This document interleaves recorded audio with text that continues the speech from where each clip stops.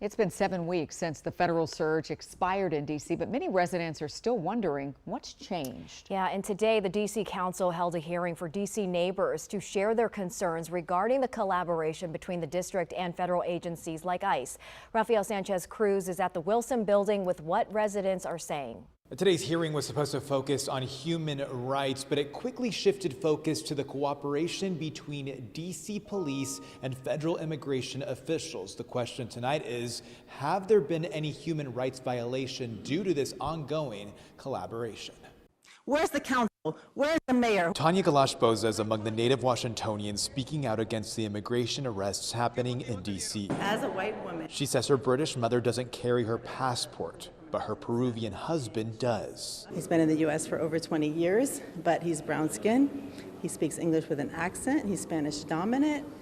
And there's a real risk that ICE would apprehend him. On October 23rd, Tyler Sylvester says he was arrested for heckling federal agents working alongside local police officers. Just telling them that they're not welcome in my city, to get the F out. Here's Sylvester questioning D.C. police in late August during the federal surge. Prosecutors have charged him with disorderly conduct, but he says his rights were violated that day. They repeatedly told me as I protested that my First Amendment rights did not matter. Councilmember Brianna Doe called for today's hearing. Do you think any human rights have been violated so far in D.C. on, not just from today, but the input that you've been hearing from your constituents for weeks now? It's something that I want to examine based on this testimony, but I don't know myself. There are 23 protected traits here in the District of Columbia.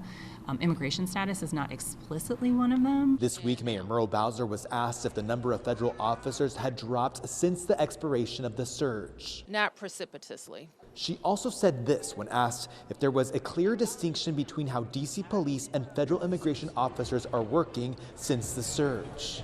I don't have an update today. People are losing trust over MPD. I live in Ward 8, so there's always that idea and stigma of folks in the community not trusting police, but we're now seeing it citywide. D.C.'s Office of Human Rights didn't send anyone to testify today. We're told that's because primarily the complaints were about D.C. police and not necessarily human rights violations. I did reach out to D.C. police for comment, but haven't heard back.